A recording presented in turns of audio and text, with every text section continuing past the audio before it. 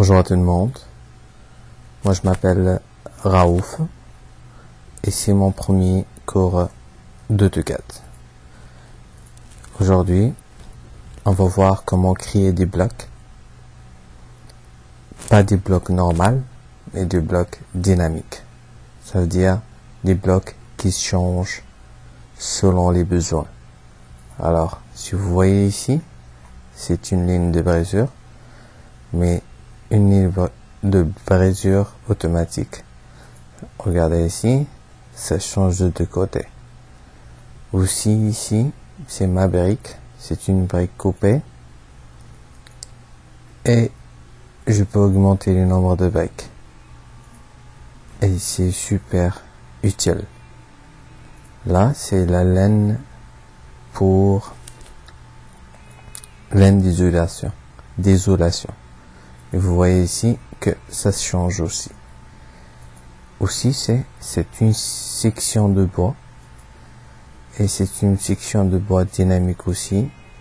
Et je peux la changer comme je veux. Regardez, c'est la même chose ici. Et ici. On va commencer tout simplement avec les sections de bois.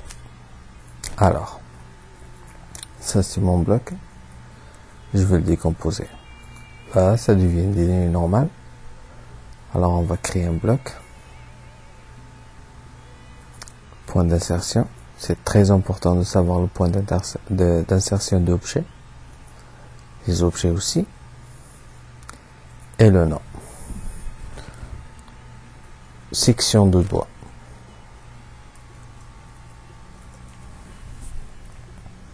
OK. C'est un bloc. Insertion. Éditeur de bloc. Je vais le sectionner d'abord. Éditeur de bloc. J'entre dedans. Et là, vous voyez que l'interface ça change vers le gris. Et il y a cette palette. Cette palette, c'est ce qu'on appelle la partie dynamique d'un bloc. Là, je veux faire des paramètres changeables. Ma première distance. Ma deuxième distance. Ça, c'est les paramètres. Après, j'applique des actions. En fait, c'est une application d'une action d'étirement. C'est pour cela que je vais choisir étirer. Il me demande de choisir le paramètre. J'ai choisi distance. Il me demande aussi l'emplacement de poignée d'étirement. Je vais le mettre de ce côté-là puisque mon point d'insertion, elle est là. Il me demande aussi le coin d'étirement. C'est tout ça. Il me demande aussi les objets à étirer. Et c'est tout ça. Je valide et ça marche très bien. Je vais le refaire ici, mais très doucement. Choisis paramètres. Clique avec le souris. Je choisis le point ou le poignet d'étirement. Clique avec le souris. Je choisis le coin d'étirement et je valide avec Entrée. Je choisis les objets à étirer et je valide avec Entrée. Mon bloc est devenu dynamique. J'enregistre et je reviens ici et vous voyez que mon bloc est devenu dynamique. Je peux même le rendre en ligne. Regardez ici, je peux le modifier comme je veux. Là, j'aimerais aussi ajouter des valeurs ici. J'aimerais vous montrer. Tout à l'heure, le bloc, il contient pas ça. Ici, quand il y a ça, ça veut dire qu'il est devenu dynamique.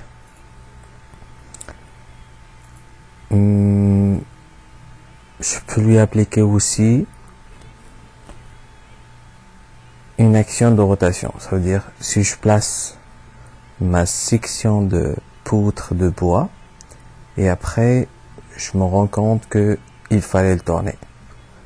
Je peux utiliser la commande de AutoCAD, tourner, mais aussi je peux utiliser le dynamique. Alors, il me pose la question, le point de base d'étirement, mon mode d'accrochage, j'active, hop, il me demande le rayon de tournement. Ben moi je choisis toujours celui de est de 0.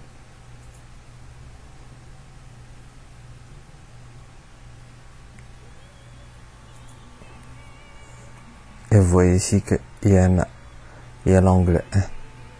Je viens et j'applique l'action rotation.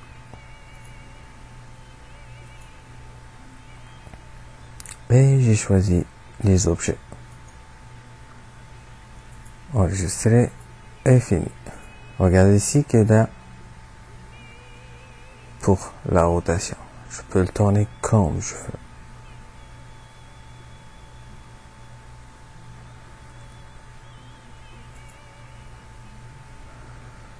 Là, je vais lui appliquer, je vais lui ajouter des valeurs par défaut. Alors, c'est la consultation.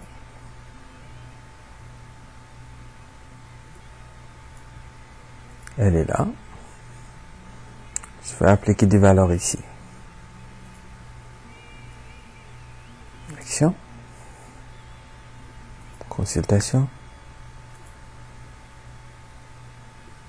J'ajoute pour la distance 1. J'ajoute la distance 1 et je mets mes valeurs. 100, 200 et 300. Ici c'est 100. Ça c'est la valeur réelle en unité de AutoCAD. Et ça c'est juste affichage. Ici on peut choisir ce qu'on veut à condition que ça définit une valeur. Tout est bon. J'enregistre mon bloc. Enregistrer. Je veux le tourner dans la bonne position.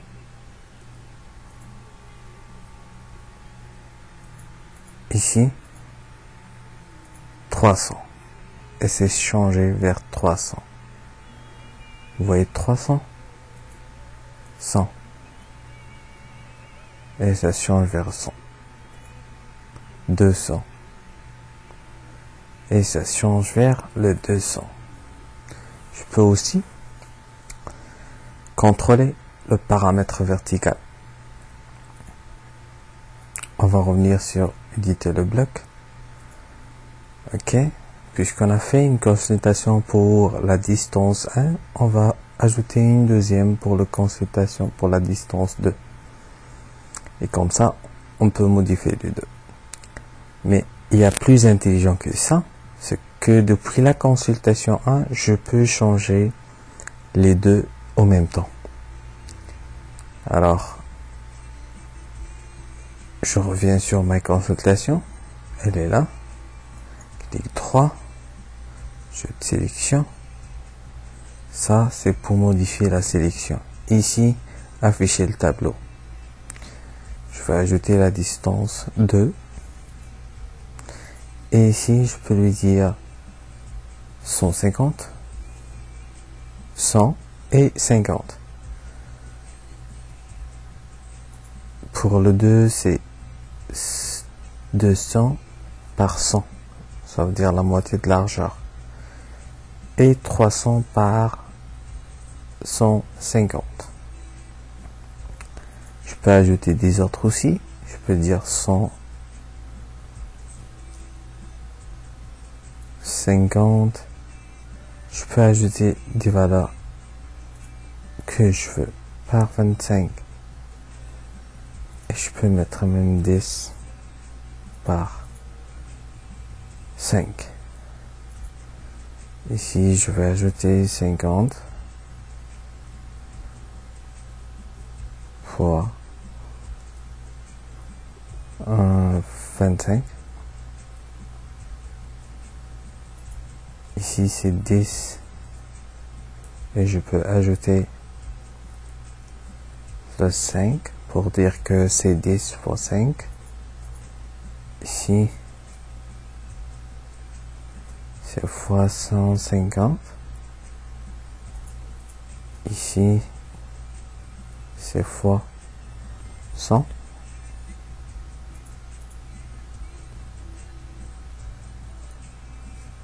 Ici, c'est fois 50. Et je fais OK.